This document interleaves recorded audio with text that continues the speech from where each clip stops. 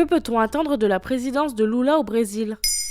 Merci d'avoir posé la question. En 2009, Barack Obama le surnommait le politicien le plus populaire du monde. Luis Inácio Lula da Silva, dit Lula, a été élu avec 50,9% des voix face au président sortant d'extrême droite, Jair Bolsonaro, malgré les accusations de corruption et un passage en prison. Le politique de gauche, né dans une famille de fermiers illettrés de la région pauvre du Nordeste, devenu ouvrier métallurgiste, syndicaliste et figure d'opposition pendant la dictature militaire au Brésil, avait déjà été président de 2003 à 2011. Cette nouvelle élection est déterminante pour l'avenir du pays, mais aussi pour la planète. Ah bon ? Pour la planète carrément ? Oui, tout à fait, parce que 60% de la forêt amazonienne est au Brésil. Le climato-sceptique Jair Bolsonaro a démantelé une par une toutes les protections dont elle bénéficiait. Lula doit donc agir en urgence. Les scientifiques s'inquiètent que la forêt puisse atteindre bientôt un point de non-retour si la déforestation continue. Maintenant, vous savez, a déjà diffusé un épisode consacré à l'avenir de la forêt amazonienne.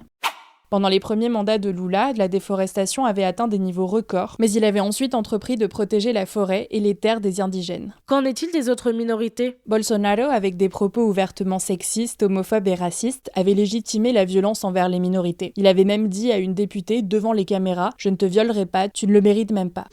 Le Brésil détient le record des meurtres transphobes dans le monde, et ceux des militants écologistes sont en constante augmentation. Pour beaucoup, le retour de Lula est vu comme un grand espoir pour les droits des minorités, même s'il s'est montré prudent pour essayer de récupérer une partie des évangéliques très conservateurs. Lula, qui s'était prononcé pour le droit à l'avortement, a fait marche arrière en septembre 2022. Actuellement, il est autorisé dans le pays uniquement en cas de viol, de risque pour la mère ou de malformation du fœtus. Et quel est le projet économique de Lula ? Même si son programme n'est pas très précis, Lula a répété que sa priorité serait de sortir le pays de la crise économique qu'il traverse. Après le mandat de l'ultralibéral Bolsonaro, il compte taxer les riches, augmenter le salaire minimum et renforcer les programmes sociaux mis en place lors de sa première présidence, pendant laquelle 20 millions de Brésiliens étaient sortis de la pauvreté. Parmi ces programmes, la Bolsa Família, une allocation versée aux familles à condition que les enfants soient scolarisés et vaccinés. Actuellement, le pays traverse une crise sociale importante. La faim touche 33 millions de Brésiliens, 2 fois plus qu'avant la pandémie. Le pays est l'un des plus affectés par le Covid-19, avec près de 700 000 morts. Le président sortant, Jair Bolsonaro, avait continuellement désavoué les masques, la distanciation sociale et les vaccins. Donc en gros, Lula va pouvoir reprendre là où il s'était arrêté. Pas vraiment, non. Après une campagne caractérisée par les fake news et les attaques entre les deux candidats, Lula hérite d'un pays plus divisé que jamais. Il va certes bénéficier des bonnes relations avec ses voisins latino-américains, dont beaucoup sont passés à gauche ces dernières années, mais l'opposition est bien plus forte qu'il y a 10 ans. Le parti libéral de Bolsonaro est la première force à la Chambre des députés, et son prédécesseur laisse à Lula une démocratie très abîmée. Ancien militaire, Bolsonaro a défendu la dictature terminée en 1985 et s'est attaqué aux journalistes, aux opposants et au système électoral informatisé brésilien, réputé très fiable. Il pourrait contester les élections et encourager des événements similaires à l'irruption des partisans de Donald Trump